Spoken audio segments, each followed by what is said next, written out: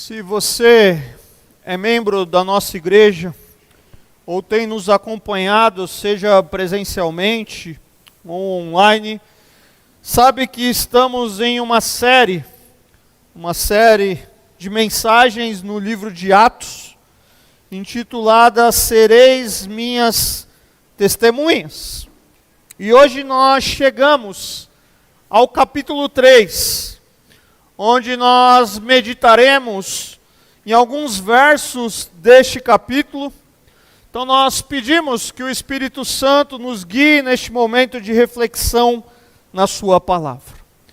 Dos meus aproximadamente 24 anos de jornada profissional no mercado de trabalho, antes de me dedicar integralmente ao ministério pastoral, boa parte desses anos profissionais ou profissional aconteceu na região da Avenida Paulista, em São Paulo, ali no centro, nos Jardins ali em São Paulo, em dois períodos diferentes, de 1998 a 2008 e de 2017 a 2019. Você deve estar pensando, nossa, o pastor está velho. Estou um pouquinho velho, mas eu comecei a trabalhar cedo também, então as duas coisas se balanceiam.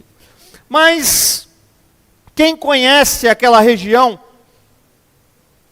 sabe que ali se trata de um dos lugares mais movimentados da cidade de São Paulo. Todos os dias, milhares de pessoas passam por ali, apressadas, indo e vindo do trabalho, das faculdades, dos cursos, metrô, pegando metrô, ônibus, as pessoas agitadas com seus compromissos mais diversos. E em meio a toda essa movimentação, há uma cena bastante comum. Se você já andou por ali, você vai saber do que eu estou falando. Pessoas em situação de vulnerabilidade. Pessoas que estão pedindo ajuda, muitas vezes espalhadas ou dormindo pelas calçadas. Anos mais tarde, quando eu voltei a circular naquela região, então no primeiro período de 98 a 2008, anos mais tarde, quando eu voltei a circular naquela região de forma mais intensa, nesse segundo período de 2017 a 2019, uma coisa que eu notei foi como havia crescido o número de moradores de rua naquele local. Quando nós chegávamos mais cedo no trabalho, às vezes descia para tomar um café, e nós presenciávamos essa cena. Outras vezes, quando nós saíamos mais tarde por uma questão de terminar algum projeto, algum trabalho, e nós nos dirigíamos até um ponto de ônibus ou até o metrô, nós presenciávamos essa cena. E é uma cena que se tornava tão comum que nós acabávamos nos acostumando com ela. Na pressa do dia a dia, muitas vezes eu e aqueles que andavam comigo ali, simplesmente passava, já habituado com aquela realidade e com a presença daquelas pessoas ali. Obviamente, em algumas ocasiões, nós procurávamos ajudar, oferecendo uma refeição, mas nem sempre era algo que fazíamos com frequência. De certa forma, essa realidade, esse exemplo, ajuda a imaginar o que encontraremos no texto que nós vamos ler hoje. Em Atos, capítulo 3, versos de 1 a 10, nós também encontramos um homem necessitado. Um homem que foi colocado todos os dias em um lugar de grande circulação, obviamente não a Avenida Paulista, mas um lugar de grande circulação, à porta do templo, pedindo ajuda às pessoas que passavam. Mas naquele dia, algo extraordinário acontece. Aquilo que parecia ser apenas mais um dia comum, se torna um momento de intervenção milagrosa e poderosa de Deus. Um grande milagre que o Senhor realizou por meio dos seus apóstolos. E é exatamente sobre isso que o texto de hoje nos fala. Eu quero convidar você a abrir sua Bíblia, se você não abriu, ou acompanhar a leitura. Atos capítulo 3, versos de 1 a 10. Nós vamos meditar ou ler e meditar no relato que descreve a cura do paralítico. Atos capítulo 3, versos de 1 a 10 diz assim: Certo dia, Pedro e João estavam subindo ao templo na hora da oração, às 3 horas da tarde. Estava sendo levado para a porta do templo chamada Formosa, um aleijado de nascença, que ali era colocado todos os dias para pedir esmolas aos que entravam no templo. Vendo que Pedro e João iam entrar no pátio do templo, pediu-lhes esmola. Pedro e João olharam bem para ele, e então Pedro disse: Olhe para nós. O homem olhou para eles com atenção, esperando receber alguma coisa. Disse Pedro: Eu não tenho prata, nem ouro, mas o que tenho, isto lhe dou. Em nome de Jesus Cristo Nazareno, ande. Segurando-o pela mão direita, ajudou-o a levantar-se e imediatamente. Os pés e os tornozelos do homem ficaram firmes. E de um salto pôs-se em pé e começou a andar. Depois entrou com eles no pátio do templo, andando, saltando e louvando a Deus. Quando todo o povo viu, ou melhor, quando todo o povo o viu andando e louvando a Deus, reconheceu que era ele o mesmo homem que costumava mendigar sentado à porta do templo chamada Formosa. Todos ficaram perplexos e muito admirados com o que lhes tinha acontecido. Palavra do Senhor para nós. Vamos orar mais uma vez. Pai, continue falando conosco, Pai.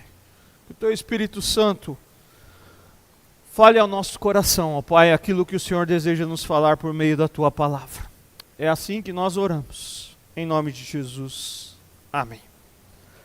Atos, capítulo 2, nós vimos nas 3 últimas mensagens, como ele nos apresentou um retrato dos primeiros dias da igreja primitiva.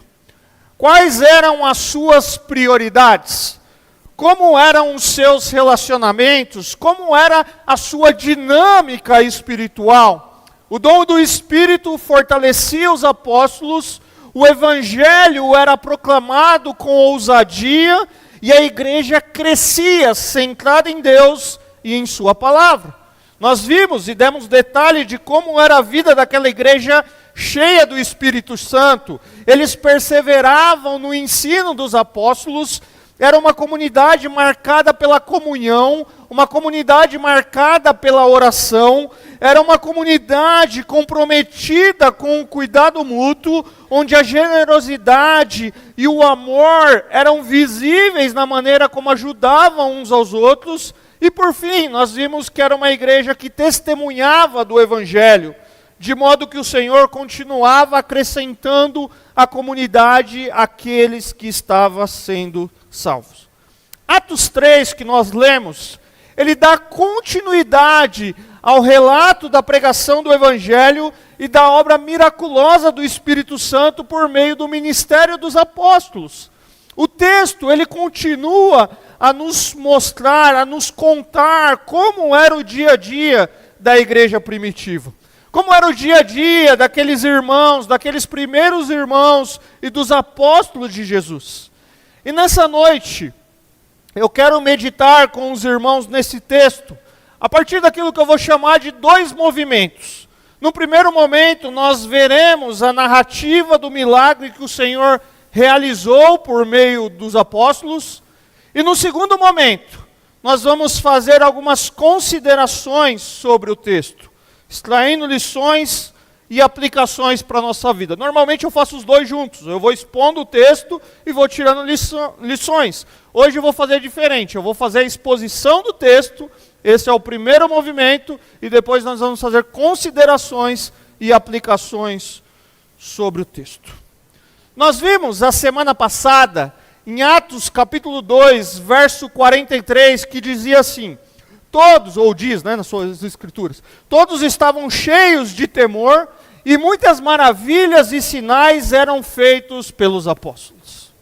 Talvez a pergunta que surja seja: que maravilhas e que sinais eram esses que deixavam aquelas pessoas tão impressionadas? E Lucas, o autor de Atos dos Apóstolos, ele passa a descrever para nós aqui nesse momento um desses sinais. E um desses sinais é a cura de um mendigo que era aleijado, ou que era aleijado e por isso se tornou um mendigo. O texto começa dizendo que certo dia, às 3 horas da tarde, Pedro e João foram ao templo para uma reunião de oração. Ou seja, a um determinado horário, né, eles vão até o templo orar, e eles iam regularmente ao templo para orar. Os apóstolos, nós vamos ver que eles permaneceram em Jerusalém para ensinar a multidão daqueles novos crentes, daqueles novos convertidos, e eles continuavam participando da vida religiosa do templo. Aqueles primeiros cristãos, e aqui é uma observação importante, eles eram, em sua maioria, judeus que ainda seguiam as práticas de vida judaica, ou até as práticas religiosas, aqui como exemplo a oração do judaísmo. Pois naquele momento ainda não havia ocorrido, nós vamos ver no livro de Atos que vai ocorrer isso, mas naquele momento ainda não havia ocorrido uma ruptura clara entre a fé cristã e a vida religiosa judaica. Na verdade, o livro de Atos nem vai deixar essa ruptura ainda tão clara, isso vai ocorrer anos depois. Mas o fato é que eles ainda cultivam a prática religiosa que vem do judaísmo. E uma informação importante é que se você conhece as escrituras ou conhece um pouco de história bíblica, você deve se lembrar que os judeus eles tinham momentos fixos de oração. Ao longo do dia eles oravam algumas vezes. A tradição judaica, ela costumava marcar 3 horários principais para oração. Aquilo que eles chamavam de terceira hora, ou seja, 9 horas, a sexta hora, meio-dia, e a 9ª hora, talvez na sua versão aí esteja como 9ª hora, às 15 horas. Especialmente a oração da tarde, na hora 9ª, estava ligada ao sacrifício que era oferecido no templo naquele horário. Enquanto os sacerdotes então ofereciam sacrifício, o povo permanecia em oração. E é interessante que aqui eles não estão indo lá sacrificar. E aí isso é importante porque Atos vai nos dizer isso ao longo dessa série ainda. Mas eles estão indo lá orar. E no versículo 2, nós vemos que enquanto Pedro e João chegavam ao templo para adorar a Deus, também chegava ali um homem paralítico. O templo, naquele contexto, era um lugar muito amplo, com grandes pátios e muitas portas de entrada, e ao se dirigirem a uma porta chamada Formosa, eles encontraram um homem coxo que era trazido e deixado naquele lugar todos os dias. Provavelmente, algum dos seus familiares ou amigos levava ele até ali e deixava ele ali para pedir esmola às pessoas que entravam no templo. Estudiosos afirmam que todas as portas ou portões do complexo do templo eram grandes e muito ornamentados. Mas esse portão, embora haja uma discussão em qual é esse portão, mas esse portão em particular era chamado de Porta Formosa, que embora ela era feita de bronze no seu interior, ela era feita de bronze, no seu interior ela era completamente, no interior bronze, mas no exterior ela era completamente coberta de prata e ouro. E justamente próximo a esse símbolo de beleza, a esse símbolo de riqueza, era deixado ali aquele mendigo para pedir esmola. Imagina essa cena comigo, irmãos. A nossa porta do templo lá de baixo, aquela porta que a gente bate, que é pesada ali para fechar, né? A gente tem que fazer uma forcinha nela. Imagina que ela fosse uma porta formosa, uma porta bela, né? Bronze por dentro, mas por fora uma mistura de prata e ouro, e aquilo reluz, mas todos os dias, quando nós chegamos, óbvio que não é esse o contexto, só estou ilustrando, nós chegamos na igreja, tem alguém sentado ali. E quem está sentado ali é uma pessoa que tem uma deficiência, e ao mesmo tempo, por ela ser deficiente, nós vamos ver aqui, ela não pode entrar no templo, mas alguém deixa ela ali para pedir esmola. Deixa ela ali para pedir dinheiro. Queridos, isso é estratégico ou não? Quer um lugar melhor para você pedir dinheiro do que na igreja? Na porta da igreja? Se tiver combinado com o pastor, então, melhor ainda, porque daí o pastor prega aquele sermão sobre caridade, sobre ajuda, porque daí todo mundo vai se sentir o quê? Direcionado a ajudar aquela pessoa, né? Mas vamos voltar para o texto aqui. Era estratégico colocar um mendigo na porta do templo. As pessoas que entravam ali para adorar a Deus, normalmente estavam mais sensíveis às necessidades do próximo. Além disso, a prática de dar esmolas, tanto no Israel do Antigo Testamento, quanto no contexto do Novo Testamento, era considerado uma expressão de piedade. E algo que se esperava do seu povo. Então o que se esperava é que aqueles que estavam indo ao templo, de fato ofertassem aquela pessoa.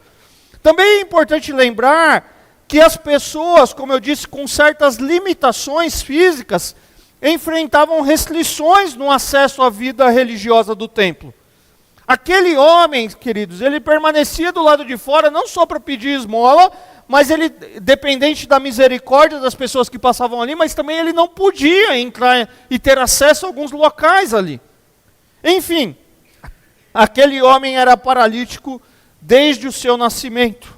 E como Lucas nos informa, nós vamos ver mais para frente no capítulo 4, ele já tinha mais de 40 anos. Durante décadas, ele estava naquele mesmo lugar pedindo esmola. De certa forma, a sua presença já se confundia com o próprio cenário do templo. Ele era uma figura conhecida, ele era uma figura familiar para muitos que iam a Jerusalém para adorar a Deus e oferecer sacrifícios na casa do Senhor. E quando aquele homem, então, ele pede esmola a Pedro e a João, e eles se compadecem dele. E ao invés de ignorá-lo, como muitas vezes nós mesmos costumamos fazer, como nos deparamos com situação assim em um lugar público, eles fazem algo diferente. Pedro e João olham atentamente para ele e dizem: olhe para nós. E aí aquele homem, o que você imagina? Você está passando, ele está pedindo uma esmola, e aí você dá atenção para ele e fala: olhe para nós. E o homem então levanta os olhos na esperança de receber algumas moedas. Mas Pedro continua: eu não tenho prata nem ouro, eu não tenho nada disso que tem aqui nas portas do templo, eu não tenho riqueza, eu não tenho moeda, né? Eu não tenho um centavo, mas o que eu tenho, isso eu te dou. Em nome de Jesus Cristo de Nazaré, levanta-te e ande. Eles agem e falam em nome de Jesus, ou do Jesus ressurreto, a fim de restaurar o homem a integridade física e espiritual dele. Portanto, o que Pedro e João dão ao mendigo aleijado é de muito valor. É maior do que qualquer quantidade de prata e ouro. Pedro curou em nome de Jesus Cristo e o manda andar. Pedro ajuda aquele homem levantar, e aquele homem deu um salto, colocou-se de pé e começou a andar. E depois, então, agora sim permitido, andando, e também talvez ali já permitido, entrou com eles no pátio do templo, andando, saltando e louvando a Deus. Que experiência de alegria e felicidade. Deus realizou um milagre na sua vida. E nos versículos 9 e 10, a narrativa chega ao seu desfecho final. Lucas nos diz que todo o povo, as pessoas que frequentavam o templo para adorar a Deus, começaram a perceber que aquele homem, andando, saltando e louvando a Deus, era o homem que todos os dias pedia esmola na porta do templo. A sua alegria chamava a atenção das pessoas, e as pessoas começaram a reconhecê-lo. Durante muitos anos, o povo conhecia aquele homem como uma pessoa sentada à porta chamada Formosa a mendigar. Era o mesmo homem que todos conheciam como o paralítico, que dependia da ajuda dos outros. Agora ele estava andando, saltando e louvando a Deus. E diante disso, o povo ficou profundamente admirado e cheio de espanto por causa do que havia acontecido. Agora, depois de explicar toda a história, eu quero caminhar para aquilo que nós estamos chamando de segundo movimento dessa reflexão. E eu quero fazer algumas considerações sobre o texto, extraindo algumas lições e aplicações para a nossa vida. O que nós podemos aprender com essa narrativa da cura do paralítico? O que esse texto nos ensina? Eu gostaria de destacar nessa noite 4 lições que esse texto nos ensina. E a primeira está lá no verso 1. A importância da cooperação no serviço cristão. Certo dia, Pedro e João estavam subindo ao templo. O texto não diz que João estava subindo ao templo. O texto não diz que Pedro estava subindo ao templo. O texto diz que Pedro e João estavam subindo ao templo. O texto começa dizendo que eles subiam juntos ao templo para orar. A narrativa nos mostra algo importante, queridos. O ministério cristão não é exercido de forma isolada. Desde o início da igreja primitiva, nós vemos os apóstolos servindo juntos, caminhando juntos, ministrando juntos. Pedro e João aparecem com frequência lado a lado nas Escrituras. Por exemplo, eles eram sócios no negócio da pesca. Lucas, se eu não me engano, vai dizer isso no seu evangelho. Durante o ministério de Jesus, tanto Pedro quanto João pertenciam ao chamado círculo íntimo dos discípulos. Eles estiveram com Jesus na sua transfiguração. Eles foram instruídos por Jesus a preparar a celebração da Páscoa. Jesus levou Pedro, João e também Tiago no jardim do Getsêmani. Mais tarde foram Pedro e João que correram para o sepulcro na manhã da ressurreição, e agora nós os vemos novamente juntos, subindo ao templo para orar. Os apóstolos, queridos, eles tinham entendido, eles continuavam a prática ensinada por Jesus de servirem em parceria. Por exemplo, Marcos capítulo 6, verso 7 diz assim: chamando os 12 para junto de si, enviou-os de 2 em 2, e lhes deu autoridade sobre os espíritos imundos. Ou seja, eles receberam e aprenderam isso de Jesus, a importância de ser cooperador no ministério cristão, de fazer isso com outra pessoa. A vida cristã, queridos, ela não foi planejada para ser vivida de forma isolada. Desde o início da igreja, Deus conduz o seu povo por meio da comunhão, da cooperação, do serviço mútuo. O Senhor, Ele reúne pessoas diferentes, faz dela um só corpo, o seu povo, chamando para participar da sua obra. A fé verdadeira, ela se manifesta nessa vida compartilhada, onde os nossos relacionamentos são marcados por fidelidade, por parceria, por amor fraternal. Pedro e João ilustram esse princípio. Eles estavam juntos, servindo ao Senhor, caminhando no mesmo propósito. E assim também deve ser a igreja. Nós somos chamados, queridos, a perceber as necessidades ao nosso redor e a colocar as nossas vidas à disposição de Deus, servindo lado a lado na obra do Senhor. Quando nós vivemos essa unidade do corpo de Cristo, cada pessoa contribui com aquilo que recebeu do Espírito Santo, e juntos nós podemos realizar muito mais na obra que Deus nos confiou.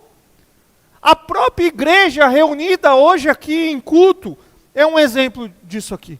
Cada pessoa contribui com os seus dons e talentos que recebeu do Senhor. Há irmãos que chegaram mais cedo aqui para ensaiar para o louvor. Houve um período de intercessão, alguns irmãos estavam orando pelo culto que estaria ocorrendo aqui. Há alguém lá embaixo na recepção, há alguém aqui na porta também na recepção. Tem gente lá embaixo no cuidado, no pastoreio com as crianças. A equipe de louvor, a cozinha que vai estar fazendo um chá que você vai tomar no final do culto. Há um lanchinho preparado para as crianças. Há uma área técnica para que ocorra a transmissão, para que eles regulem essa minha voz linda e maravilhosa, que eu tenho certeza que é cansativa de ouvir, mas há isso. É tudo gente que Deus capacitou, que Deus habilitou, porque nós não fazemos tudo sozinho. Há intérprete de Libras, e há uma série de coisas que nós poderíamos dizer. Se pegarmos pela manhã, nossa escola bíblica dominical, há professores que se prepararam para as aulas que vão dar, há um planejamento, e há uma série de coisas, queridos, que vem da diversidade dos dons que Deus nos deu, e glória a Deus por isso. Glória a Deus por isso. O Evangelho não nos chama apenas para seguir a Cristo individualmente, mas para servir a Cristo de forma comunitária. Cada um exerce o seu papel para que tudo aconteça para a glória de Deus e para a edificação do corpo de Cristo. Não é para aplauso, não é para quando a gente fizer uma transição de alguém no ministério chamar aqui na frente honrar, embora nós já fizemos isso, mas não é nada disso, isso só é consequência de um bom trabalho, mas é a serviço de Deus, para a glória de Deus e para a edificação do corpo de Cristo. Então, a primeira lição que nós precisamos entender é a importância da cooperação no serviço cristão. O que Deus tem te dado, meu irmão? Que Ele não me deu, que Ele não deu para outros, mas Ele deu para você. Eu brinquei aqui, eu não estou puxando o saco, porque nem cabe a mim, mas eu vejo, é que eu estou aqui, eu estou vendo, mas eu vejo os irmãos subindo no andaime, queridos. Nós estamos agendando um passeio no Hop Hari com os nossos jovens. E eu já falei para os pais que podem ficar tranquilos de mandar os seus adolescentes, porque eu vou levar eles no carrossel e no carrinho de batida. Porque eu não tenho esse senso de adrenalina que o povo tem de pular dos lugares, de ficar rodando lá em cima. Eu vou passar mal. Eu não consigo ficar num andaime. Eu não consigo fazer algumas coisas, porque Deus não me deu essas coisas. Mas talvez Deus te deu. E é você que vai estar lá no jovem, no brinquedo, né, Nilma? Paulo. Alguém tem que ficar lá embaixo segurando a mochila. E Deus me deu esse dom de segurar a mochila. Eu estou brincando, mas para a gente entender que a vida cristã é assim, queridos. Ontem a gente teve falta, por diversos motivos, de uma pessoa tocando um instrumento no encontro dos homens. E aí eu estava conversando com o Anderson, nosso líder do Ministério dos Homens, e a gente falando, né, de vontade de já ter aprendido violão e tal. E aí eu brinquei com ele, eu falei, se tudo que tem necessidade na igreja eu fosse aprender, não dá, queridos, tem coisa que nós somos limitados. Mas você não é, porque Deus te capacitou para isso. Deus te deu essa habilidade para isso. O serviço cristão é um serviço de cooperação. Nem que seja Pedro e João indo junto ao templo. Eles não sabiam o que ia acontecer, eles iam com um propósito, sim, orar, buscar ao Senhor, mas eles, ao entrarem ali, eles estavam, ou ao irem até ali, eles estavam juntos fazendo a obra de Deus. E eu repito, nós precisamos fazer a obra de Deus juntos. Cada um tem papel diferente aqui, queridos. Eu, às vezes, como pastor, eu vou ter que coordenar, eu vou ter que dar uma direção, eu vou ter que te ouvir, eu vou ter que te poldar. Porque eu recebi essa função. Alguns irmãos, ajudando na cooperação do culto, vão falar, meu irmão, fala mais baixinho um pouquinho, para de conversar que nós estamos em culto. E nós somos esse povo que coopera, para quê? Para a glória de Deus, para a edificação da igreja. A segunda lição que eu aprendo com esse texto é a centralidade da oração na vida cristã. Certo dia, então junto, em cooperação, Pedro e João estavam subindo ao templo na hora da oração. O versículo 1 também nos diz que eles subiam ao templo, como eu disse, para orar. Olha que interessante, volta comigo para Atos 1,14. Você está lá em Atos 3, volta uma página ou duas na sua Bíblia, Atos 1,14. Nós já falamos sobre isso. Todos eles se reuniam sempre em oração com as mulheres, inclusive Maria, mãe de Jesus, e com os irmãos dele. Eles se reuniam para orar, Atos 2,42. Eles se dedicavam ao ensino dos apóstolos, e à comunhão, e ao partir do pão, e às orações. A igreja primitiva era uma igreja marcada pela oração. De novo, pastor, de novo. Porque eles eram marcados pela oração. Aqueles primeiros cristãos viviam em constante dependência do Senhor, cultivavam uma vida regular de oração. A oração mais uma vez aparece com destaque na narrativa do livro de Atos e vai aparecer inúmeras outras vezes. Então a segunda lição que esse texto nos ensina é a centralidade da oração na vida cristã. Como nós vimos, e eu falei já na semana passada, essa comunidade ela era centrada em Deus, em sua palavra, caracterizada pela comunhão, pelo partir do pão, mas também profundamente dedicada à prática da oração. Não é a oração individual, não é a oração que você faz no seu carro, você faz, porque eu tenho certeza que todos nós oramos, nem que seja no momento que aperta a luz de incêndio da sua casa e você clama, todos nós oramos. Mas é o desejo de se reunir, para estar junto em oração.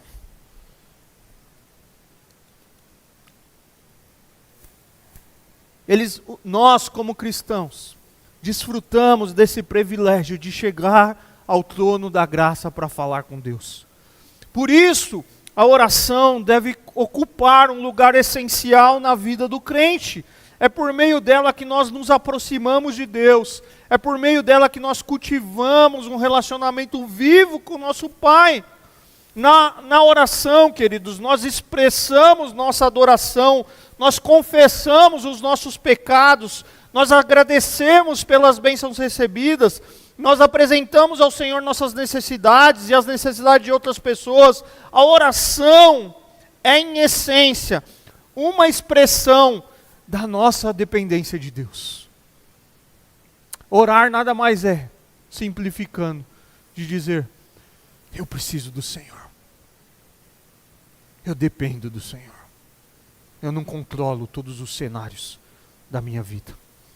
A oração não pode ser algo secundário na vida cristã.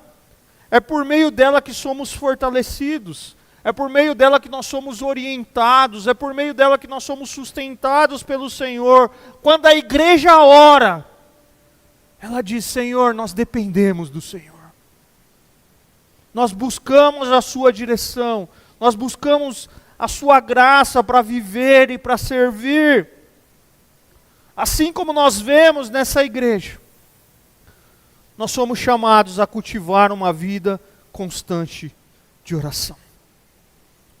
Tem um livro chamado O Poder da Oração, né, nós chamamos, em português colocam I.M. Bonds, aí o irmão Hélio depois traduz no inglês como diz isso, diz assim, abre aspas, os homens que mais fizeram por Deus neste mundo foram os que logo cedo estavam de joelhos. Aquele que gasta a toda a madrugada sua oportunidade e seu frescor em outros afazeres que não de buscar a Deus, fará progressos acanhado quando o buscarem no restante do dia. É um livro antigo, por isso ele se linguajar. Se Deus não for a primeira coisa em nosso pensamento e esforços pela manhã, Ele ficará em último lugar no restante do dia. Fecha aspas. A oração é o momento em que o cristão se coloca conscientemente diante de Deus e fala com Ele. Nesse diálogo, queridos, nós apresentamos aquilo que está em nosso coração. A nossa gratidão, como eu falei, a nossa adoração, as nossas lutas, as nossas necessidades. Embora Deus conheça tudo perfeitamente, conhece os nossos pensamentos, Ele nos convida a nos achegarmos a Ele e a expressarmos diante dEle aquilo que carregamos em nossa vida. A oração é um verdadeiro exercício de comunhão com Deus. Deus conhece todas as coisas, mas Ele nos dá o privilégio de abrir o coração diante dEle e cultivar um relacionamento vivo com Ele. É nesse diálogo sincero que nós aprendemos a conhecer mais a Deus e a viver em dependência dEle. Esse texto, queridos, ele nos lembra da importância e da centralidade da oração na vida da igreja. Nós vamos ver mais para frente que em um determinado momento eles precisavam enviar alguém para o campo missionário e eles estão orando e em oração Deus direciona quem seria enviado. E é interessante que eles não enviam o resto, eles não enviam o Bruno, eles enviam o Paulo e o Barnabé. Porque em oração a gente entende a vontade de Deus, queridos. Que igreja não queria ter o Paulo e o Barnabé aqui? Se o Paulo e o Barnabé estivessem aqui, eu ia pedir para os irmãos licença, mas Deus levantou alguém para cuidar da gente nesse tempo.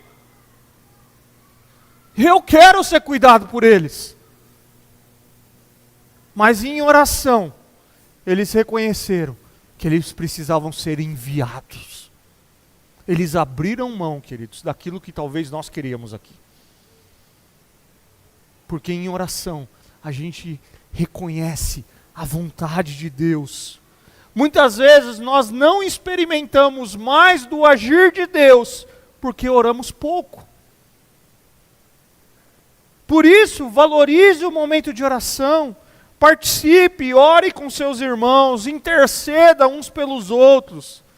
Às vezes a gente, num culto de oração, todo mundo expõe os seus pedidos, e é legal, e é válido fazer isso, mas aí quando a gente divide a galera em grupo, fica todo mundo acanhado. Com ousadia, oremos uns pelos outros. Não tem problema um ouvir a oração, nós não estamos fazendo bagunça, mas você está num grupo de oração que está dividido em grupos aqui, não tem problema o grupo do fundo orar e você ouvir o que o grupo da frente está orando aqui. Você é que nem eu, você só não vai conseguir se concentrar. Mas beleza, nós estamos orando. A gente precisa expressar isso, queridos.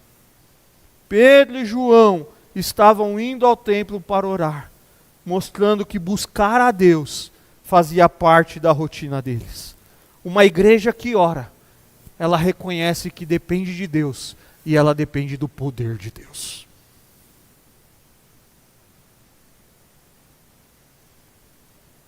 Ela depende de Deus. Uma terceira lição que eu aprendo desse texto é a compaixão como marca da vida cristã. Pedro e João poderiam simplesmente ter seguido adiante. Diante do pedido de esmola daquele paralítico, ele passa reto. Aquela era uma cena comum. Assim como eu mencionei na introdução, quando eu falava do contexto da Avenida Paulista, muitas pessoas passavam por ali diariamente. Com o tempo, as pessoas, e nós, eu, também nos acostumamos com cenas como essas. E ainda você fala, e é uma verdade, se eu pagar todo dia um lanche para uma pessoa que pede para um lugar que eu estou todo dia numa cena dessa, eu não tenho condições. Mas eu posso fazer outras coisas. E aqueles homens entenderam isso.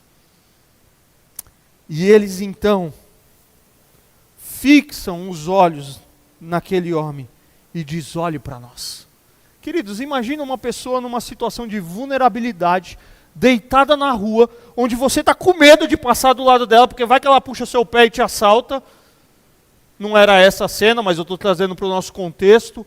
E você para ele e fala assim: olha para nós. Olha para nós. E por isso é importante estar em dois, queridos. Eu me lembro que, vou dar um exemplo. O Anderson, ele foi pregar numa igreja, nem sei dizer onde era, e ele me convidou para ir com ele. Né? Eu já contei de uma cena engraçada, né? Que eu estava mascando o chiclete, eu engoli o chiclete lá, porque estava sentado lá na frente. Mas enfim, ele pregou naquele culto, foi uma bênção, tivemos um tempo de comunhão, terminou ali e tal. E quando nós saímos ali, apareceu uma pessoa totalmente ensanguentada, queridos. Ele tinha levado uma paulada, a cabeça dele estava funda, e os irmãos da igreja que estavam lá em comunhão com a gente, estava todo mundo ali porque eles conheciam aquela pessoa. E aí eu e o Anderson paramos o carro, e aí o Anderson falou: pastor, vamos orar por ele? Vamos. Daí o Anderson chegou perto dele, orou, e começou a passar um monte de carro. Eu falei: então você ora que eu fico aqui. Por quê? Porque a gente precisa entender, a gente não sabia quem era aquele rapaz. O povo conhecia, por isso que é importante o ministério, mas paramos, compaixão, queridos. Uma vez eu tive que lidar com uma situação, em outro contexto, em que caiu um motoqueiro na minha frente porque ele bateu atrás de um carrão lá no Alphaville.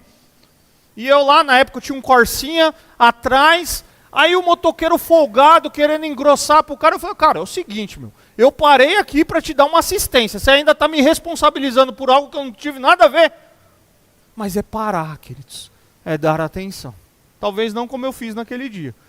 Mas o cara já queria me envolver, não sei o que, tal, mas é parar, é dar atenção. Eu não participei de nada, não fui eu que fechei nada, eu só estava atrás, metros de distância, vi e parei para ver se estava tudo bem com o cara.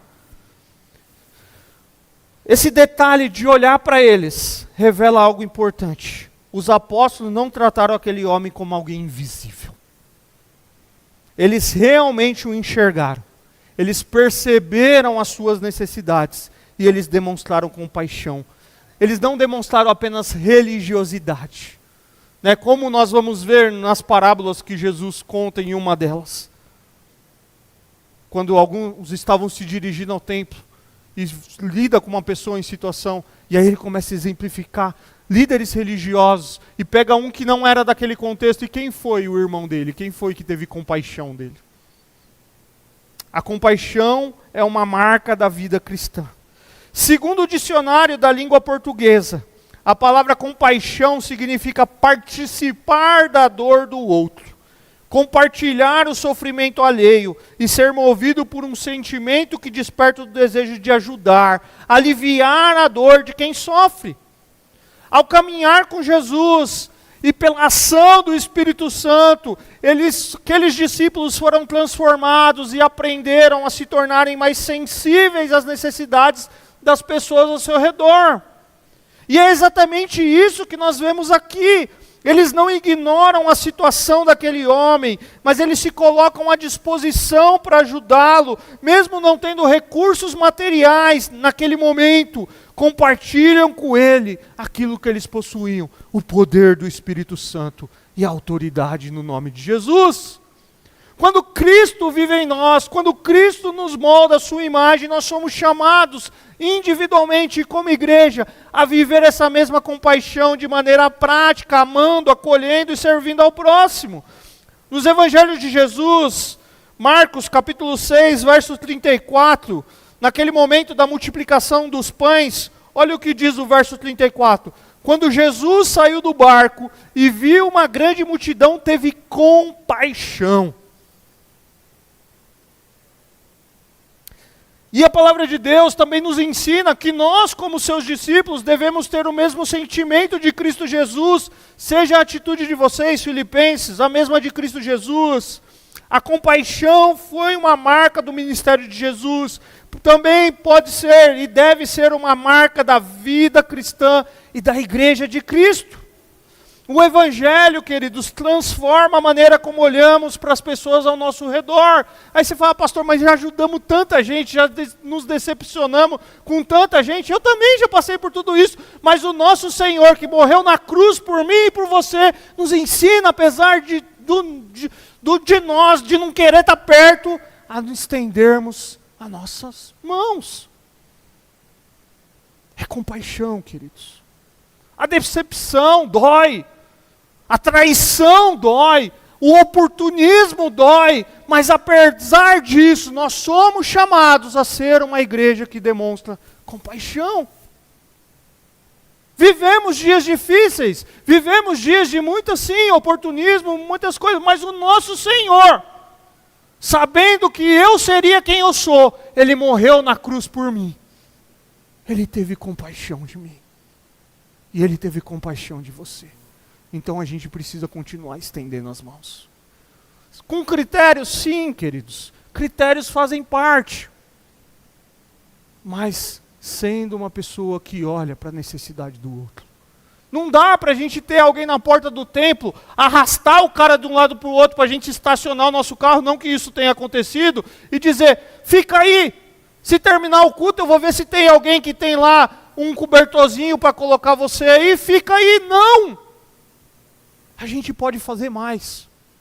E talvez nessa vida comunitária, você é aquele que vai pegar o cara, vai ligar o chuveiro, e graças a Deus na nossa igreja tem chuveiro em tudo quanto é banheiro que você possa imaginar aí, põe o cara debaixo do chuveiro, pega um escovão, dá um banho nele, e põe ele para ouvir a palavra de Deus, ou para ir para a casa dele. Nem todo mundo vai fazer isso, queridos. Tem uns que se sentirem o cheiro, vai enjoar, e não é porque é uma pessoa que não tem compaixão, mas porque ele é diferente, e ele tem sensibilidade em algumas coisas, mas você talvez não é quem vai enjoar. Se você não é o que vai enjoar, você vai ligar o chuveiro e vai pôr o cara lá embaixo. Porque é assim que nós demonstramos compaixão. Ah, mas eu não sou da ação social. Não é todo mundo da igreja que é da ação social. Mas você pode chegar no irmão Luiz, na irmã Terezinha, outros da equipe da ação social e falar, tem alguém que tem uma necessidade, nós podemos ajudá-lo.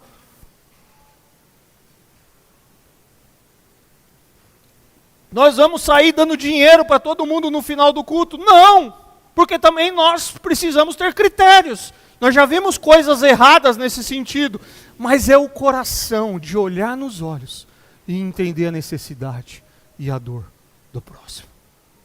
Isso é desafiador para nós, queridos, porque nós vivemos numa época muito individualista. Se eu estou com a minha geladeira cheia, abastecida, a minha despensa toda abastecida, se há alguma coisa, eu pego um pacotinho de macarrão lá, que o macarrão ainda é mais barato que arroz, né? Coloco lá e eu sou compassivo. É lógico que o macarrão de um, o óleo do outro, o sal, vai ser bem-vindo e vai formar uma cesta básica para a gente atender alguém. Mas a compaixão é, qual é a dor daquela pessoa? E nem sempre vai ser física. Às vezes é só uma dor que a gente precisa parar e atentar. E aí eu repito, isso não foi dado para fazer sozinho, porque Deus deu dons para cada um de nós, queridos. E talvez você é aquele que vai sentar e vai conseguir tirar a fundo a necessidade do cara, que para outro ele não vai dizer. E aí talvez é você que vai ter que ajudar. O Evangelho transforma a maneira como olhamos para as pessoas ao nosso redor. E a última lição, o poder de Deus para curar e transformar vidas. Aquele homem, por meio da fé, obviamente ele não demonstra isso no texto, mas por meio da fé ali, e pelo poder do nome de Jesus, ele é curado. O milagre não acontece pelo poder dos apóstolos. O poder da cura não está no nome de Pedro. O poder da cura não está no nome de João. O poder da cura não está no nome da Igreja Batista de Calcaia do Alto. O poder da cura está no nome de Jesus Cristo. Esse milagre, ele aponta para nós uma verdade fundamental. Deus é poderoso para curar e transformar vidas. Esse é o primeiro milagre apostólico registrado depois de Pentecoste. E como nós veremos nas próximas mensagens, ele abriu porta para a pregação, para o testemunho do Evangelho. E quando a gente fala milagres, queridos, milagres são manifestações do poder de Deus sobre a natureza, sobre as doenças e até sobre a morte. No contexto do livro de Atos, eles serviram para autenticar o ministério dos apóstolos e levar muitas pessoas a crerem no Evangelho. Uma verdade fundamental, queridos, as crianças estão subindo, os líderes estão ali, fiquem tranquilos. Uma verdade fundamental. Deus ainda hoje cura e realiza milagres. Uma verdade fundamental que nós, como Igreja Batista, precisamos afirmar: Deus ainda hoje cura e realiza milagres. Ele pode agir de forma extraordinária, como nós vimos nesse texto. Mas ele também pode agir por meios ordinários, meio comum. Deus usa a medicina, queridos. Deus usa os medicamentos. Deus usa os profissionais de saúde. Aquilo que é impossível para o homem não é impossível para Deus. Então, como cristãos, nós somos chamados a confiar no poder de Deus e a orar por cura. Deus pode curar e muitas vezes cura. No entanto, isso é importante, a cura plena, definitiva, acontecerá na consumação da redenção, quando os salvos receberão corpos glorificados. Ele sempre vai curar. A diferença é que às vezes nós veremos aqui, ou nós veremos na glória, mas Ele cura. Ele cura.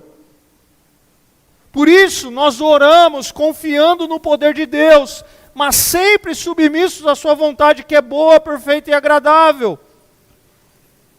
A maior dádiva que aquele homem presencia e que nós presenciamos hoje, não é a cura física, é a oportunidade da salvação em Cristo. O ponto principal de Atos 3 não está na cura física daquele homem, ou não apenas na cura física daquele homem, mas daquilo que aquela cura revela, o poder de Jesus, a proclamação do Evangelho, o milagre que Deus faz ali, serviu para chamar a atenção das pessoas, como nós vamos ver semana que vem, ou daqui 2 semanas, a crer e criar oportunidade para que Pedro anunciasse o Evangelho, levando os muitos à fé. Não foi para aplaudir a Pedro, não foi para aplaudir João, não foi para colocar o nome da igreja, a foto dos apóstolos na igreja, foi para que Deus fosse glorificado.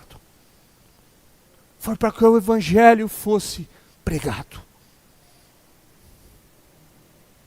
O dom de curas exercido pelos apóstolos no início da igreja, tinha propósitos específicos: confirmar a chegada do reino de Deus, autenticar os apóstolos como enviados de Cristo, demonstrar que Jesus continuava a sua obra por meio deles, e abria caminho para a expansão do Evangelho, queridos.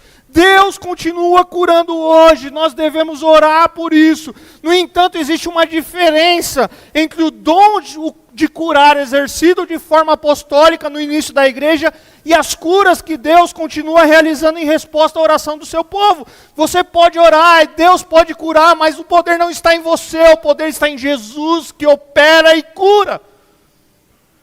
Até porque se nós tivéssemos um irmão aqui, que toda vez que ele orasse, Deus curasse, toda vez que você estivesse doente, você não ia no médico, ia? Ia? Gastar dinheiro na farmácia então? Na Covid, cadê esses que afirmaram curar o tempo todo? Se esconderam. Porque o dom não está na pessoa, está em Jesus, que tem todo o poder. Aí se você é teólogo, você vai falar: o pastor misturou tudo, ele é continuista ou ele é cessacionista? O que a gente pensa sobre os dons? Eu penso que Deus é poderoso para fazer o que Ele quiser, mas o poder não está em nós, está no nome de Jesus, o nosso Senhor.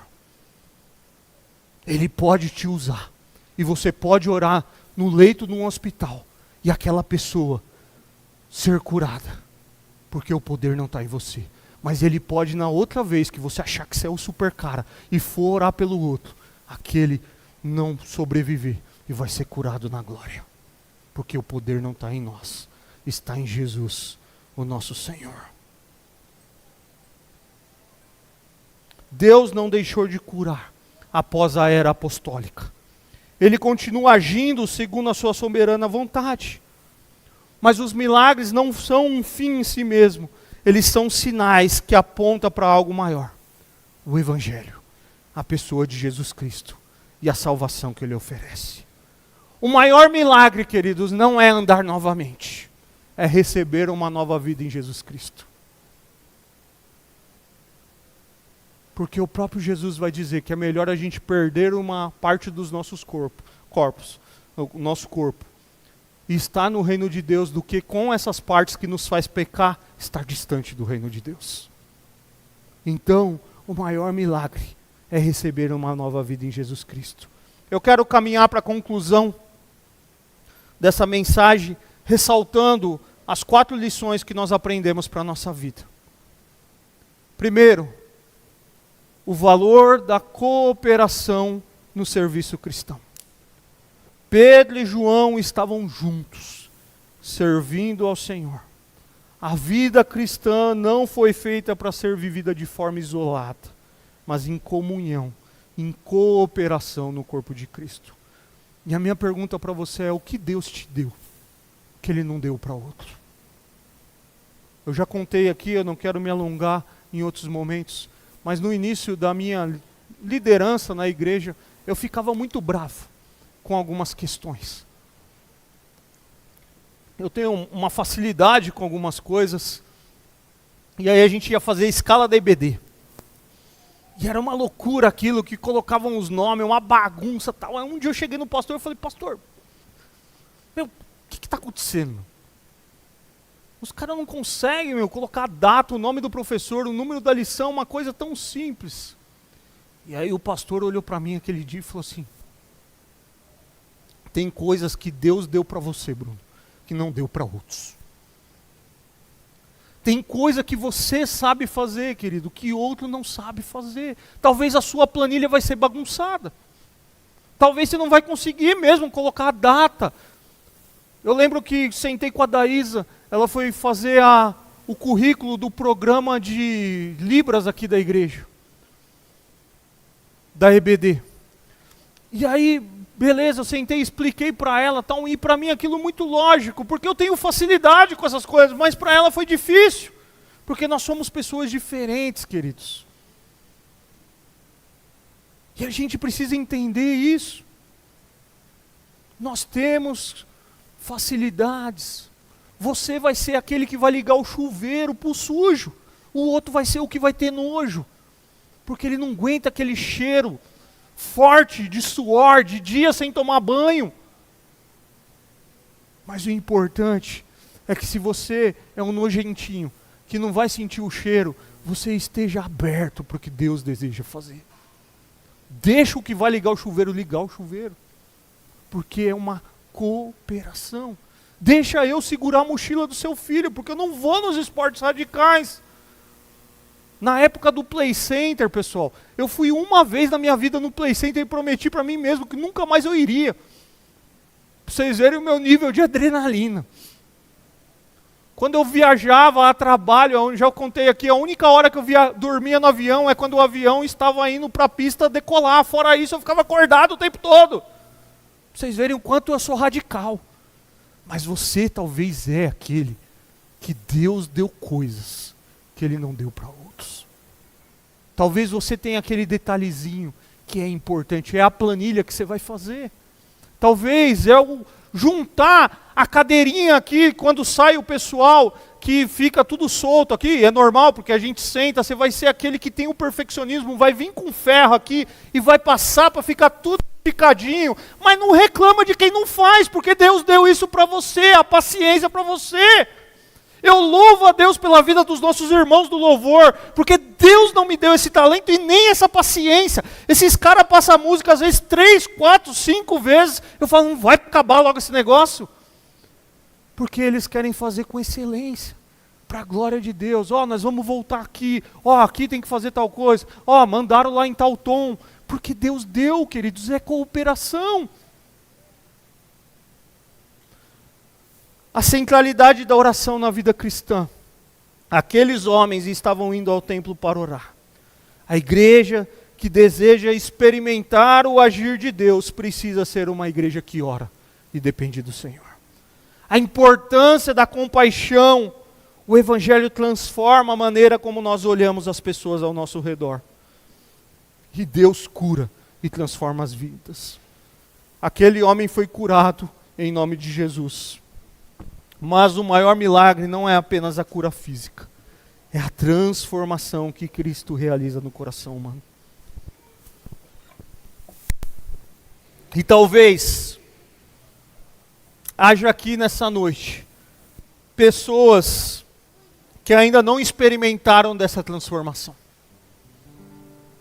Assim como aquele homem precisava de ajuda e não podia mudar a sua própria condição, nós também precisamos de Cristo para transformar as nossas vidas. Por isso eu quero convidar você, entregue a sua vida a Jesus Cristo, se você ainda não fez isso. Reconheça que você precisa dele, creia no poder do seu nome, receba a nova vida que ele oferece pela fé, por graça. Porque o mesmo Jesus que transformou a vida daquele homem, continua hoje salvando, restaurando e transformando vidas. E talvez ele te trouxe aqui nessa noite, porque ele deseja transformar aí dentro. Talvez você não vai pedir esmola. Talvez você não está sujo. Mas quando você olha para Jesus, ele fala para você, na minha presença você é um mendigo que carece da minha graça. E quando a gente se sente esse maltrapilho na vida, é quando a graça dele vem e nos abraça e nos alcança. Enquanto a gente vê méritos em nós, é tudo por nós, é tudo por nós. Não tem jeito, pessoal. Mas quando essa graça nos mostra quem nós somos de verdade, que apesar de bem vestido, que apesar de não ter um problema físico que nos limita, diante de Deus, nós somos afastados da presença dele por conta do pecado que habita em nós, ele transforma. Lá no íntimo. E ele muda a nossa história de vida.